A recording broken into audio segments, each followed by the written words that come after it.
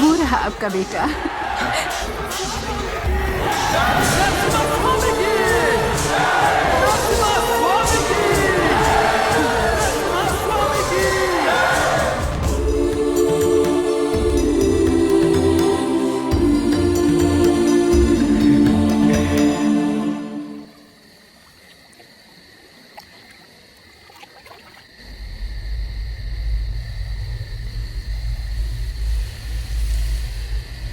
सिर्फ मेरे ही नहीं, इन सबके आंसू पहुंचने हैं बेटा। मैं सबके आंसू पहुंचूंगा, सबके। पहले मुझे वो सच्चाई बताइए जिसे आज तक आपने मुझसे छुपाया। मुझे सबकी नजरों से बचा के क्यों बड़ा किया गया? आपने मुझे पढ़ने के लिए काजल के कॉलेज में ही क्यों भेजा? ये क्यों चाहा कि वो मेरे प्यार में पागल हो जाए? और सबसे बड़ी बात, मैं कौन हूं? तुम एक राजा के बेटे हो, इसलिए सबसे छुपा के तुम्हें बड़ा किया गया। तुम्हारी जिंदगी खतरे में थी, इसी वजह से तुम्हारा नाम राजा से बदलकर बन्नी रख दिया गया। काजल तुम्हारी अपनी सगी बुआ की बेटी है। जरा फिर से कहिए। हाँ बेटा, तुम्हारे पिताजी का नाम रंगा राव भूपति था।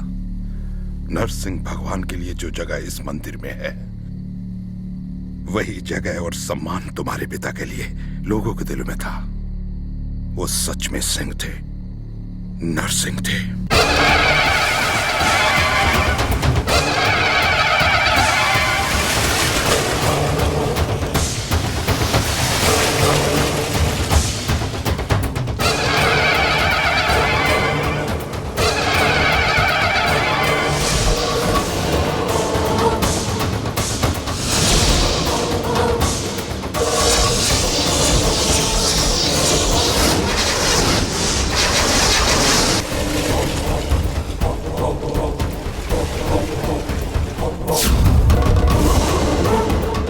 गोदावरी तो पासी में बहती है प्रभु, लेकिन उसमें इतना पानी नहीं कि किसान फसल उगा सके। इस साल इतनी बारिश करिए भगवान कि किसानों की जिंदगी में भी थोड़ी खुशी आ जाए। नरसिम्हा स्वामी की, नरसिम्हा स्वामी की, नरसिम्हा स्वामी की, नरसिम्हा स्वामी की, नरसिम्हा स्वामी की, नरसिम्हा स्वामी की, नरसिम्हा स्वामी की। आपका बेटा भी आपकी तरह ही बनेगा। आपका आशीर्वाद है। मारी काजल। अब तक भैया क्यों नहीं आए? रास्ते में ही होंगे।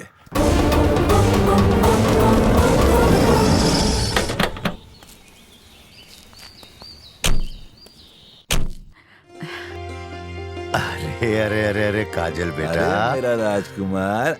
ये क्या बहना, तुम्हारी मांग खाली क्यों है? जाइए जरा कुमकुम लेकर अभी आइए। नहीं भैया।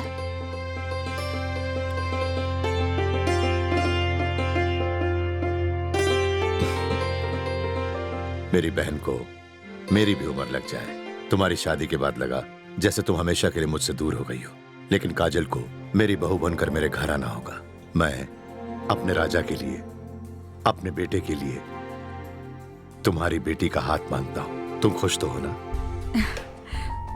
भगवान से तो मांग मांग कर खुशियां मिलती हैं, लेकिन मेरे भाई ने तो मुझ पर बिना मांगे ही सारी खुशियां लुटा दी। मेरी बेटी आपके घर की बहू बने, ये तो उसके लिए सौभाग्य की बात है। मालिक, आपसे कुछ बात करनी है। ये आपने क्या किया मालिक? राजा और इसका रिश्ता पक्का कर दिया। अपने राजा के लिए कोई भी करोड़ों रुपया दहेज में देता। अरे पैसा तो आता जाता रहता है, लेकिन ये प्यार का, खून का रिश्ता बहुत कम मिलता है। आप नहीं सुनेंगे? नहीं सुनेंगे ना? नहीं सुनूंगा। भैया, ये आपको अकेले में डांट रहे थे ना? अरे ये मेरा लंगोटिया यार है, दिन में एक बार मुझे डांटे बिना नींद नहीं आती इसे। सच कह रहा हूँ ना? आप भी मजाक करते रहते हैं मालिक। बहना, आज गांव में मिलने के लिए कलेक्टर आने वाले, चलता हूँ। हाँ?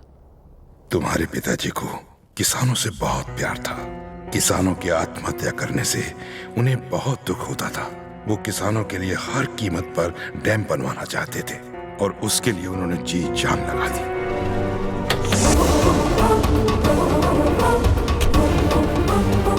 नमस्ते सर। मेरे ख्याल से कलेक्टर साहब आप 150वीं बार पोलावरम प्रोजेक्ट का सर्वे कर रहे हैं। मैं तो सिर्फ अपनी ड्यूटी कर रहा हूँ सर। यस, आप अपनी ड्यूटी कर रहे हैं।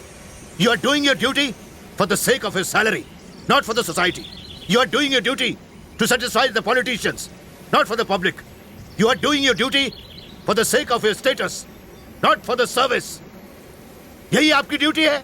लेकिन सर मैं इसमें क्या कर सकता हूं? जब जब यहाँ की कोई भी रूलिंग पार्टी बदलती है, जब जब यहाँ का प्राइम मिनिस्टर या सीएम बदलता है, इस गांव की हर चीज बदल जाती है। इस प्रोजेक्ट को फिर से भुला दिया जाता है, सारी फाइल इधर की उधर कर दी जाती है। क्या यही आप लोगों की ड्यूटी है? बहुत अच्छे, बहुत अच्छे। इस प्रोजेक्ट के बनते ही हमारी गोदावरी सोना उगलेगी। आंध्रा, तेलंगाना और रायलसीमा में चारों तरफ फसलों की बहार होगी। 7 लाख एकड़ बंजर जमीन सोना पैदा करेगी, हर तरह से उपजाऊ बन जाएगी। 960 मेगावाट बिजली गोदावरी के पानी से पैदा की जाएगी, जिसमें लाखों अंधेरे घरों में रोशनी आएगी, खुशहाली आएगी। ये बात सभी जानते हैं, लेकिन कोई कुछ नहीं करता। क्यों?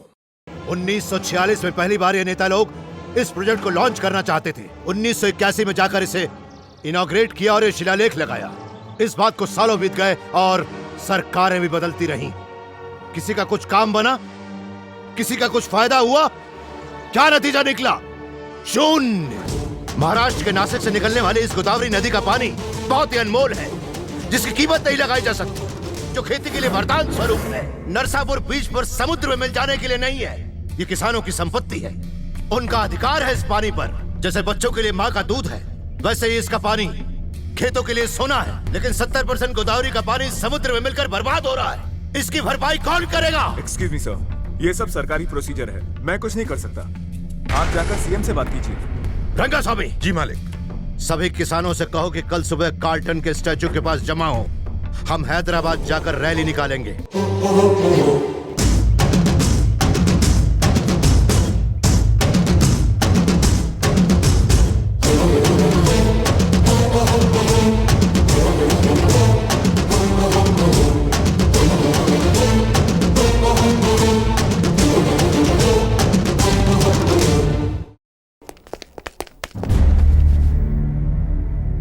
नमस्कार।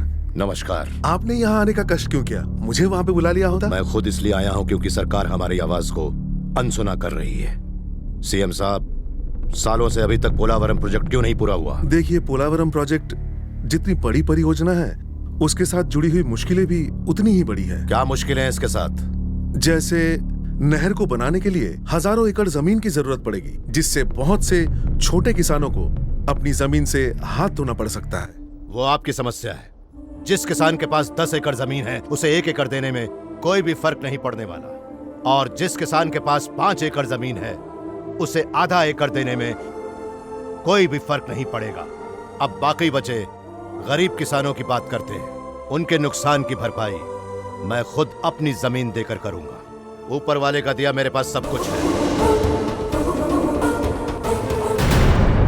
मैं अपनी 4000 एकड़ जमीन इस सरकार को दान में देता हूं। कहीं ऐसा ना हो कि हरित क्रांति वाले गांधी नेहरू के इस देश में हमारे ये किसान भाई सिर्फ इतिहास का एक कोरा पन्ना बनकर रह जाएं। नमस्ते सीएम साहब। अभी तक आपने किसानों के सुसाइड के बारे में सुना है। अगर यह प्रोजेक्ट नहीं बना तो आगे से आप राजनेताओं के मर्डर के बारे में सुनेंगे।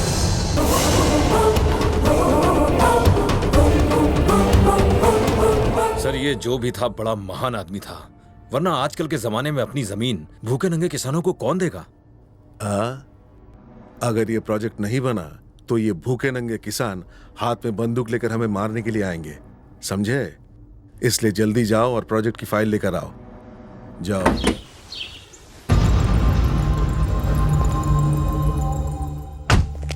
नमस्ते राजा जी। पोलावरम प्रोजेक्ट के लिए आपकी जमीन को गवर्नमेंट के नाम ट्रांसफर करने के लिए ये डॉक्यूमेंट्स लाया हूं। पेन दीजिए। एक बार साइन करने से पहले सोच लीजिए मालिक।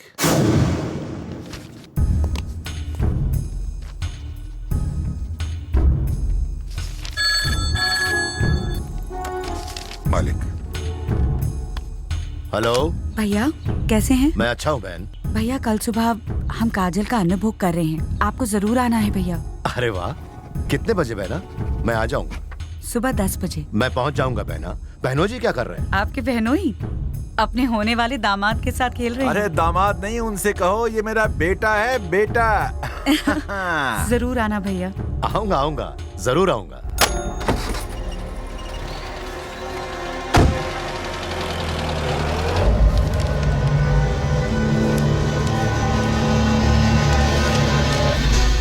आपने उन्हें समझाया क्यों नहीं? कोई बिना सोचे समझे ऐसे अपनी संपत्ति दे देता है क्या? हम इंसान को समझा सकते हैं पर भगवान को नहीं। वो नहीं सुनेंगे, बिल्कुल नहीं सुनेंगे। आप सभी लोग राजा स्वामी के साथ रजिस्ट्रार ऑफिस पहुंचिए। राजा जी एक फैमिली फंक्शन निपटा के सीधा वहीं पहुंचेंगे।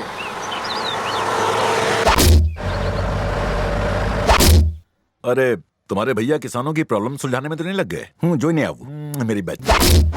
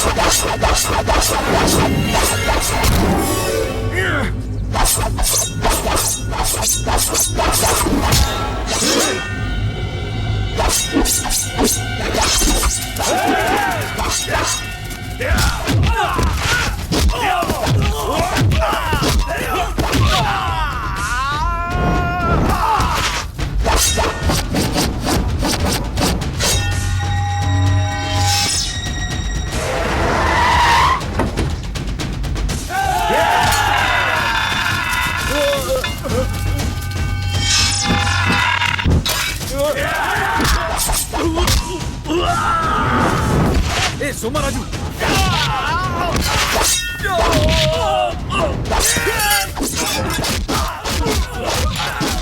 कहां से पकड़ के लाए नमूनों को? अंडरवर्ल्ड से मुंह मांगी की। ये इनके बस की बात नहीं। तुम जाकर पीछे से वार करो। मैं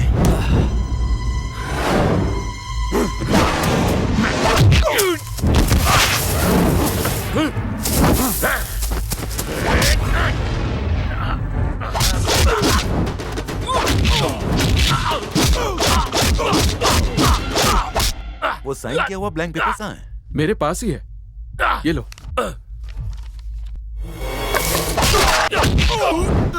मैं कोई भी गवाह नहीं छोड़ता और जो वकील इस तरह की राय दे वो तो दुश्मन से भी ज्यादा खतरनाक है।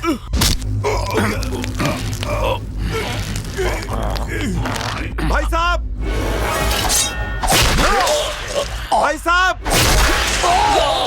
भाई साहब, भाई साहब।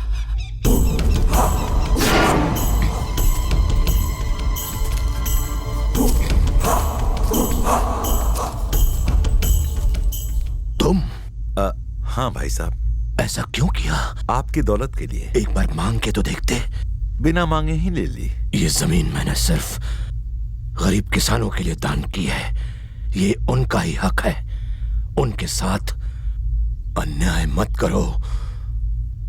अगर तुम मेरी बहन के सुहाग नहीं होते तो मैं इसी वक्त तुम्हें मार देता। इस जमीन के बिना किसान फिर आत्महत्या करेंगे। ये जमीन उन गरीब किसानों को दे दो। मैं ऐसा नहीं कर सकता।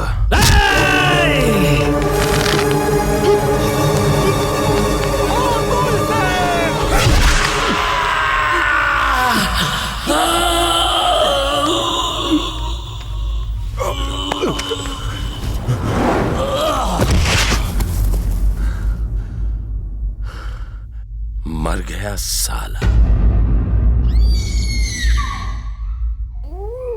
रोते नहीं राजकुमार, तुम्हारे पापा आते ही होंगे। बस बस चुप हो जाओ। अच्छा अरे हो ना। भैया क्यों नहीं आया? हमसे ज्यादा जरूरी उनके लिए गांव है। वो जमीन रजिस्ट्रेशन करवाने गए। ऐसे कैसे हो सकता है? उन्होंने मुझसे खुद वादा किया था कि वो जरूर आएंगे। तो मैं क्या करूं? देर हो रही है, कब तक इंतजार करेंगे? पंडित जी जी आइए आप। वो चलिए पूजा शुरू कीजिए। ओम नमो देखो भगवते देखो, लगता है भैया।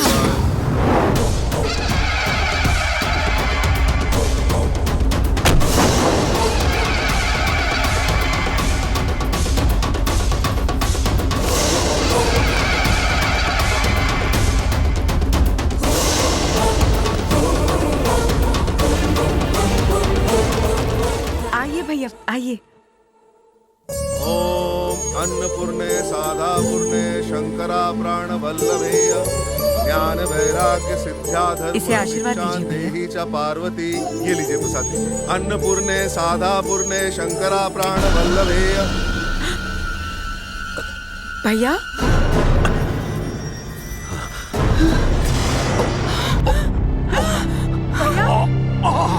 भैया भैया भैया ये क्या हो गया? कैसे हुआ भैया? नहीं बता सकता, नहीं बताऊंगा बेटा।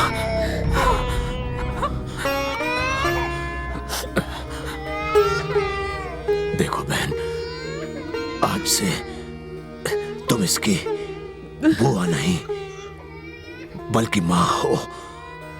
जब ये बड़ा हो जाए तो इससे कहना कि अपने बजाय लोगों की सेवा करे। यही मेरी आखिरी इच्छा है, इसे पूरा करना बहन।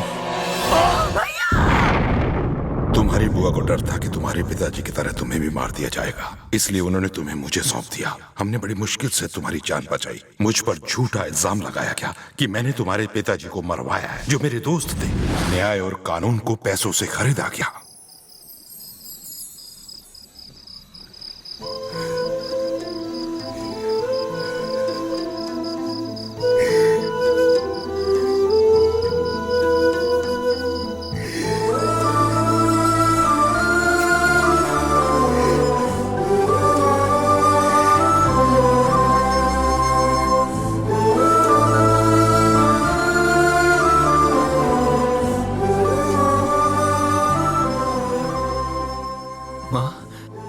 ये आपने क्या किया? मुझे बचाने के लिए इतनी बड़ी कुर्बानी। मेरे लिए आपने अपने बेटे को हमेशा के लिए खो दिया।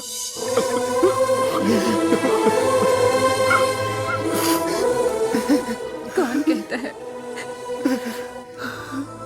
कि मैंने अपने बेटे को खोया? क्या तुम मेरे बेटे नहीं हो? जब जब तुम भूख से रोए तो मैंने तुम्हें अपना दूध पिलाया। भले ही मैंने तुम्हें अपनी कोख से जन्म नहीं दिया, लेकिन जान से ज्यादा प्यार किया है। तू मेरा बेटा है। हाँ, तू मेरा